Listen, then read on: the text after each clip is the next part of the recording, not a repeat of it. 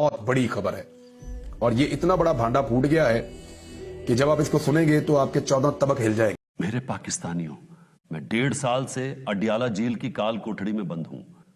मैं 1.5 साल से सूरज तक नहीं देख सका हूं। मैंने 2 गर्मियां डेथ सेल में गुजार दी। मैं चाहता तो माफी मांगकर सुकून की जिंदगी गुजार सकता था, मगर मैंने आपके लिए हर तकलीफ बर्दाश्त की। पहले 8 सितंबर को इस्लामाबाद और फिर 21 सितंबर को मैंने आपको लाहौर जलसे के लिए कॉल दी। मुझे उम्मीद थी कि उस जलसे की वजह से अदलिया और एस्टैब्लिशमेंट पर दबाव बढ़ेगा, हमारे हक में फैसले होंगे, मैं आपके दरमियान आ सकूंगा। लेकिन मुझे खैबर पख्तूनख्वा के लोगों से मायूसी हुई।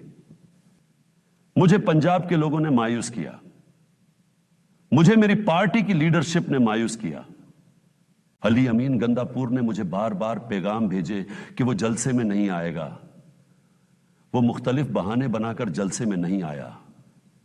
असद कैसर और उमर अयूब भी इधर उधर रहे।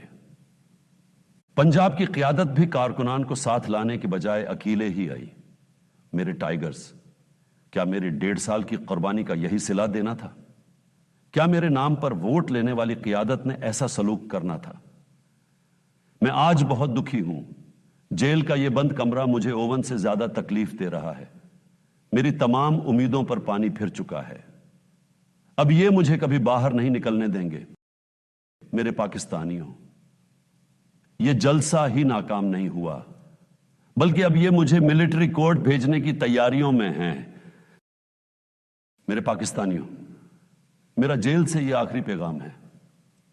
मुझे क्या है, मैं तो सजा भुगत लूंगा, लेकिन मेरी लीडरशिप और कारकुनान के पास क्या जवाब है?